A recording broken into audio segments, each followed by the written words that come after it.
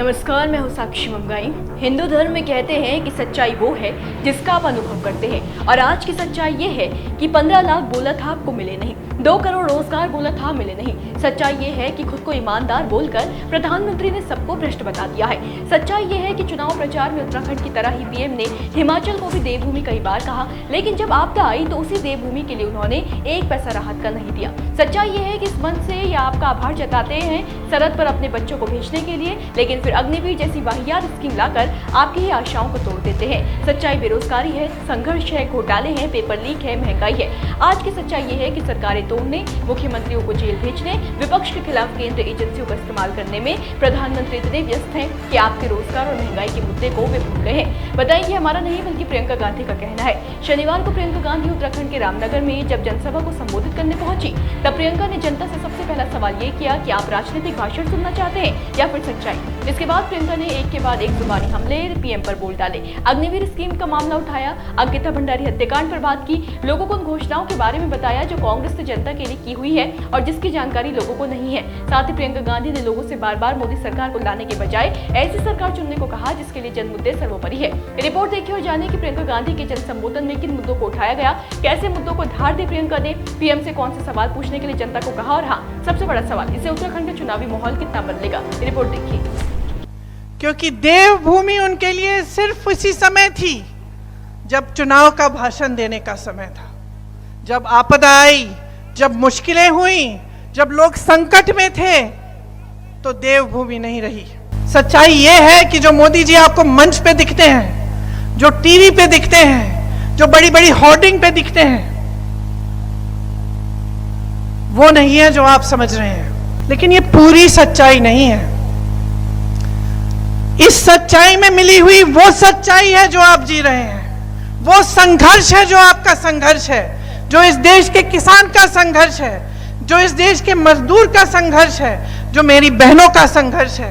तो ये बड़ी बड़ी बातें, टूरिज्म, ये वो, ऐसी स्कीम वैसी स्कीम, तो सच्चाई पे क्यों नहीं उतर रहे हैं?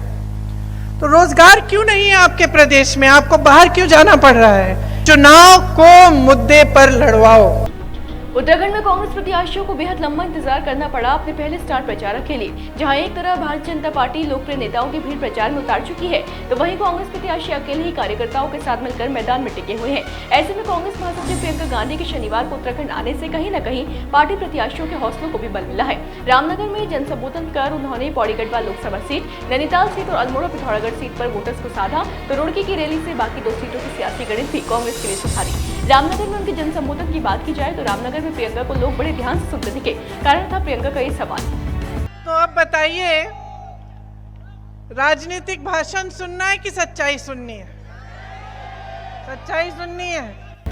जी हाँ, अपने संबोधन की शुरुआत प्रियंका गांधी ने सवाल से करी कि जनता भाषण सुनना चाहती है या फिर सच्चाई। प्रियंका ने कहा कि सच्चाई कड़वी है, वो नहीं है जो टीवी पर आप देखते हैं। टीवी पर तो तरक्की दिखाई जाती है, लेकिन वो पूरी सच्चाई नहीं है। इस सच्चाई में आपके संघर्ष की सच्चाई घुली हुई है, मेरी बहनों और माताओं के संघर्ष की सच्चाई घुली है, किसान और मजदूरों के संघर्ष की सच्चाई घुली है। इसलिए जब आप वोट करें तो खुद से पूछे कि मेरी तरक्की हुई है या नहीं। प्रियंका गांधी बोली कि पीएम मोदी भी वो नहीं है जो आपको मंच पर, होर्डिंग्स पर और टीवी पर दिखते हैं। मोदी वो नहीं है, बल्कि वो है जो अडानी अंबानी जैसे अपने उद्योगपति मित्रों को लाभ पहुंचाने के लिए तो अच्छी स्कीमें लाते हैं, पर युवाओं के लिए लाए हैं अग्निवीर जैसी वाहियात स्कीम। प्रियंका ने कहा कि सच्चाई ये है कि सरहद पर बच्चे भेजने के लिए मन से आपका आभार जताते हैं, पर अग्निवीर भर्ती लाकर आपकी आशाएं तोड़ दी। इन्होंने अपने भाषण में ओआरओपी की बात की, सैनिकों की बात की, आपको बधाई दी कि आपके प्रदेश ने इतने सारे सैनिक सरहद पे भेजे।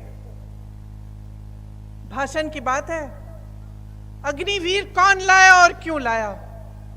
मोदी जी ने तय किया कि अग्निवीर जैसी योजना आएगी, सेना में भर्ती 4 सालों की होगी। जितने भी नौजवान हैं हर प्रदेश में जो तैयारी कर रहे थे, जो सोच रहे थे कि हम सरहद पे जाएंगे, देश की रक्षा करेंगे, हमें स्थिर रोजगार मिलेगा, हम अपने माता पिता की देखभाल करेंगे, जब तक बुढ़े होंगे, जब तक बुजुर्ग हो जाएंगे, तब तक हम उनकी देखभाल कर पाएंगे। सबकी आशाएं टूटी कि नहीं टूटी? तो सच्चाई क्या है? बताएं कि अग्निवीर भर्ती, बेरोजगारी, महंगाई जैसे मुद्दों को उठाने के साथ ही प्रियंका गांधी ने उत्तराखंड के प्रमुख मुद्दों में से एक अंकिता भंडारी हत्याकांड का जिक्र भी अपने संबोधन के दौरान किया। प्रियंका गांधी ने जनता से कहा कि लोग नारी शक्ति की सबसे ज्यादा बात करने वाले प्रधानमंत्री से सवाल पूछे कि अंकिता भंडारी मामले में उन्होंने क्या किया। उत्तराखंड के लोग पीएम से पूछे कि जिन लोगों ने अंकिता का शोषण किया, उसकी हत्या की, उन्हें आज संरक्षण कौन दे रहा है। हाथरस और मणिपुर की घटनाओं को याद कराते हुए प्रियंका ने कहा कि पीएम से पूछेगा कि नारी शक्ति का असली मतलब है क्या। सत्ता में हो ना, फिर आप हर मंच पे जाके बोलते हो नारी शक्ति, बोलते हो। अंकिता भंडारी के साथ क्या हुआ?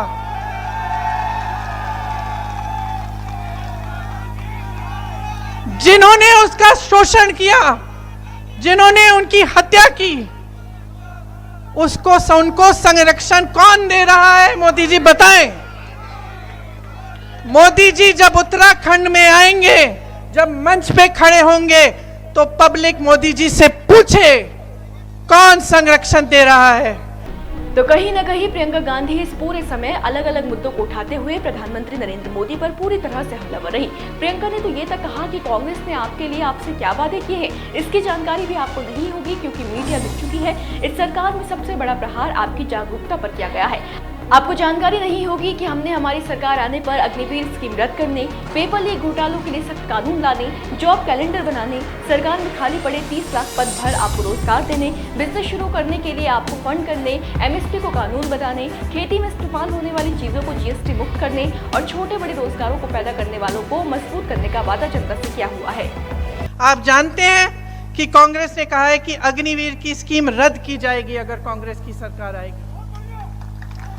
इसी के साथ अखिल भारतीय कांग्रेस कमेटी की महासचिव प्रियंका गांधी ने जनता से कहा कि बार बार मोदी सरकार नहीं चलेगा, लोकतंत्र में जनता ही सबसे बड़ी होती है। इस बार जनता की सरकार बननी चाहिए, बेरोजगार नौजवान की सरकार बननी चाहिए, ऐसी सरकार बननी चाहिए जिसके लिए सर्वोपरि आपके मुद्दे हैं। वोट डाले तो किसी का मत सोचना, अपना, अपने बच्चों का, अपने भविष्य का सोचना। तो कहीं न कहीं प्रियंका के इस जन संबोधन में वो तमाम मुद्दे सम्मिलित थे जो जन समस्याओं या फिर लोगों की असंतुष्टि से जुड़े हुए हैं। इस जन संबोधन को कुछ हद तक जानदार कहा जा सकता है, क्योंकि मन से जब प्रियंका बोल रही थी तब लोगों की सक्रिय भागीदारी महसूस की जा सकती थी। और अगर ऐसा वाकई था तो ये कांग्रेस प्रत्याशियों के पक्ष में रहेगा। हालांकि बड़ा सवाल ये है कि क्या इससे भाजपा के हक में बह रही सियासी हवा पर कोई भी प्रभाव पड़ेगा, मुकाबला टक्कर का बन पाएगा। आपको इस बारे में क्या लगता है, मत जरूर साझा कीजिएगा। फिलहाल विदा लेते हैं, फिर हाजिर होंगे, बने रहें देवभूमि इनसाइडर के साथ। डाउनलोड करें देवभूमि इनसाइडर।